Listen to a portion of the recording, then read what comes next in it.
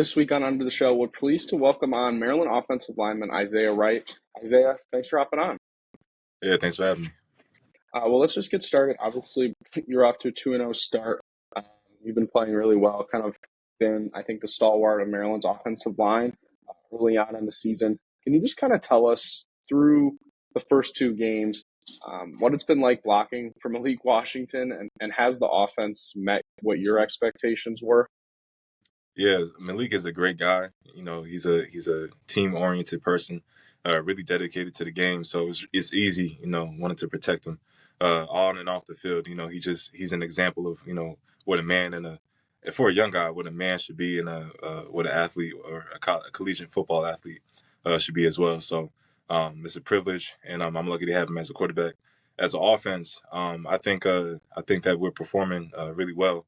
And the beautiful thing about it is we still have a lot of room to grow. So I think as the season goes on, we're just going to get better and better and execute even better. And sky's the limit when it comes to this offense. As someone like yourself who's spent many years in college football and now made a return after injury, what is your favorite part about being a leader on the offensive side? I think just being there for my teammates. With anything that's going on, they could come to me when it comes to football, school, things that are happening at home. Just overall tips and wisdom for anything in life. Because I've been their age. Because we got really young guys, and then we got some guys who are my age as well. So just being there and just having that team around you, it's a great thing, and that camaraderie is something that you can't really reflect when football is over. So I don't take it for granted. For the upcoming game against Towson, obviously an FCS opponent, but what is Loxley telling you? What are the coaches telling you to make sure you guys are still focused and don't overlook that game? Yeah, so our mindset is really the vision. You know what I'm saying? Not being distracted on outside sources, not getting too high with the highs and too low with the lows. Just staying on track and just maintaining our team standard when it comes to practice, games, and school, and all those things that incorporate to a successful football team.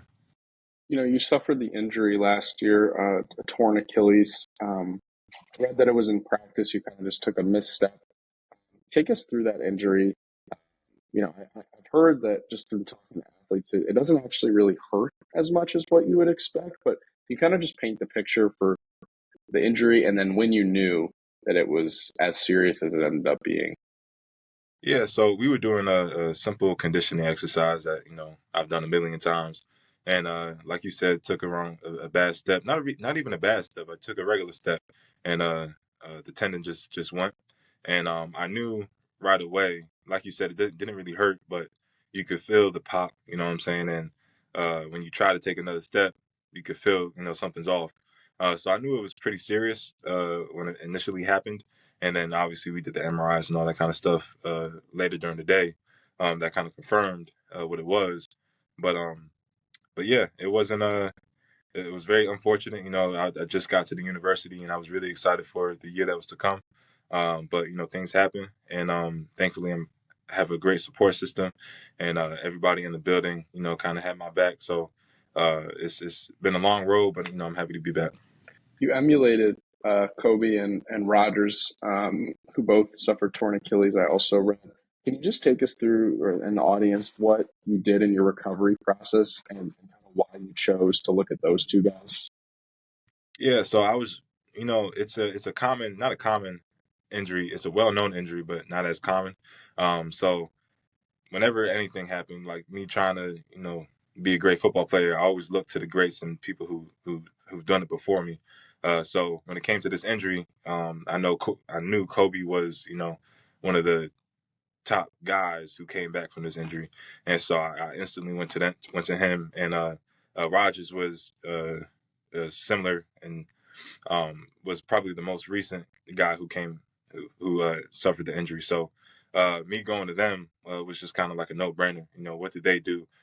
Those guys are elite football players and basketball players. So what can I do that they do to improve my recovery? So I saw Kobe Bryant. He was getting in a hyperbaric chamber, which is basically a chamber that uh, forces oxygen into your body, and it kind of speeds up recovery. It's great for your brain. and overall recovery for your whole body. Aaron Rodgers, he was real strict with his diet. So I didn't do any kind of crazy like keto diet or intermittent fasting. But talking with the nutritionist Lauren, she was saying that everything that you eat is basically nutrients for your injury. So everything is just going straight to that part of your body. So I was just really intentional with my diet, and Aaron Rodgers mentioned that bone broth had a lot of something called glutamine, which is great for tendon health. So yeah, I was just trying to implement everything that they did, how they approached treatment and rehab, and it helped a lot. So yeah. You didn't do a darkness retreat though. Nah, nah. I saw that on his documentary, but didn't have the time to do that. But did try, get right with God and meditate. You know what I'm saying, trying to keep my mind right. But yeah, no retreat. Yeah, no, obviously keeping your mental health, strong when you have an injury like that is important. In terms of specifically your diet, would you say, out now after injury, you've continued to focus on that as something that you prioritize? Yeah, I've always prioritized my diet. But during my injury, it was real uh important to me to make sure I'm getting everything in, all kinds of nutrients, taking supplements and things to that manner. So still to this day, I'm still pretty diligent with my diet, and that's something that's really important to me, my overall health. So yeah, yep. Before we get back to the show, a quick word from our sponsor. The Catalyst to the Game is brought to you by Catalyst Hot Dogs. Catalyst brought the Jersey Dog to the DMV, featuring premium dry-aged Black Angus all-beef hot dogs made in Maryland, served with handmade toppings including hot onions, relish, and their signature chili sauce. And don't forget their original garlic knot dogs. Catalyst always offers vegan dogs as well as gluten-free buns because Catalyst has food for everyone. Find them in Seiki Stadium in Section 14 and the Xfinity Center in Section 210. Tell the people a hot dog is a sandwich. All right, now here's more Under the Shell. You seem like a pretty versatile guy, just looking at your story. Can you take us through some of the hobbies you have off the field? Because I feel like a lot of football players just really dedicate themselves to, football. And that's not to say that you're not dedicated to the game, but being able to find passions outside of it. What are some things that you enjoy? And kind of take us through what a Isaiah Wright hobby looks like.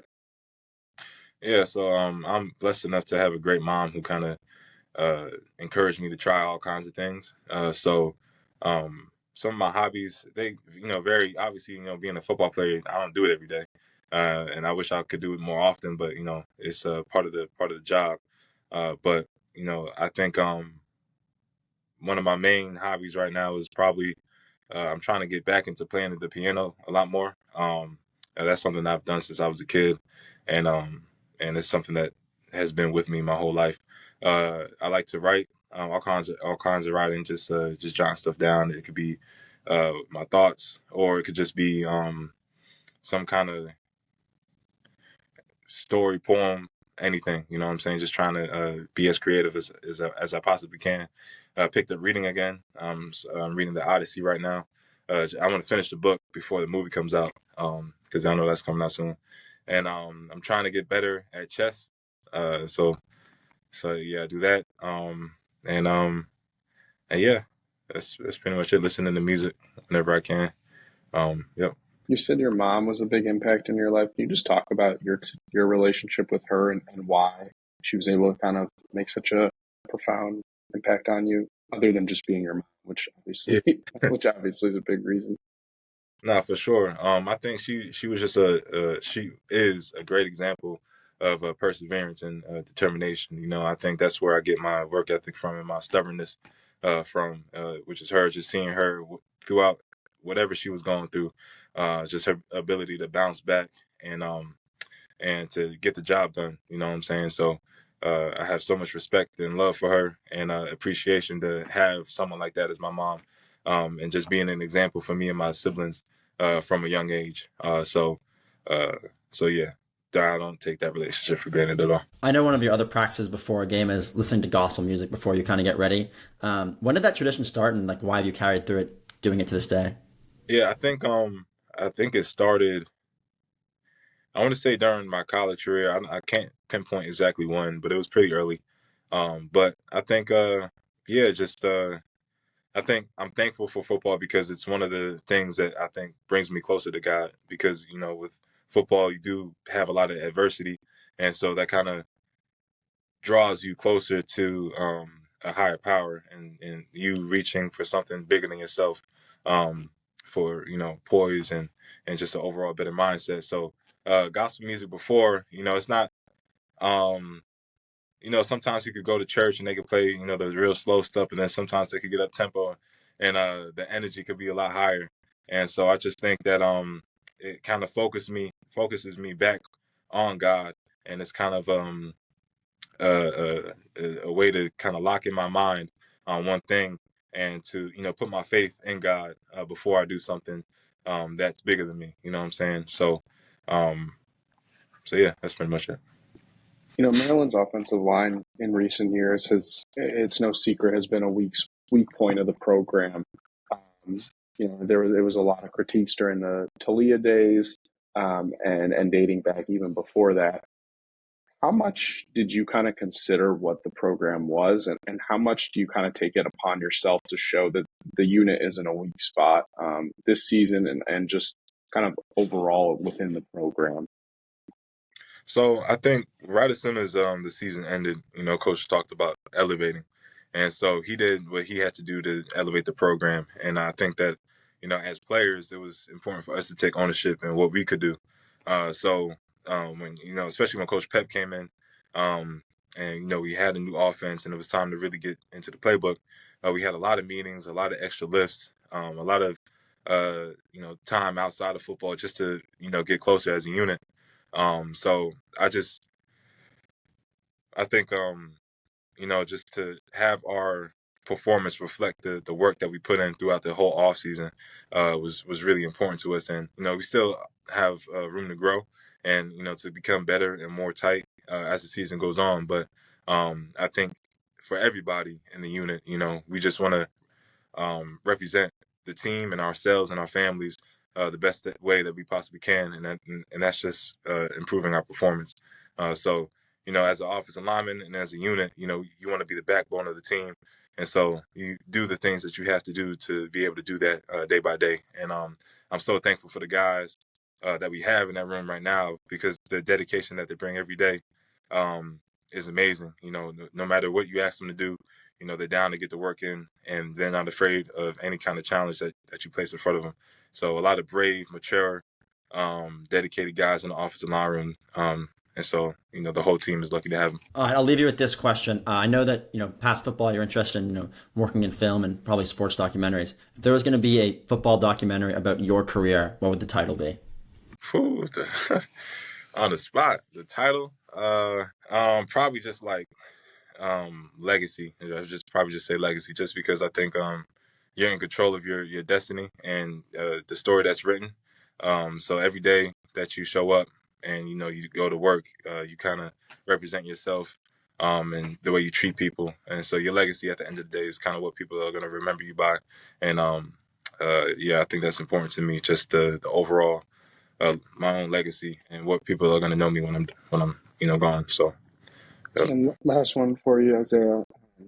You talked about Loxley saying you wanted to kind of revamp the program this offseason. One thing he mentioned was he felt like he lost the locker room last year. Felt like there was kind of, and just talking to players, qualms over NIL, disagreements about how much one player made, how much another one made. You're an older guy. You kind of, you got to see last year's locker room from an off-field perspective, and now you're in it playing. Did you feel that last year as the season was happening, and does it feel different in the early goings of this season? Yeah, I think the landscape of college football is changing a lot, and so I think that year was uh, uh, it was just guys overall just getting used to the changes, and some people took it personally, and it's normal for things like that to happen, especially with such a drastic change.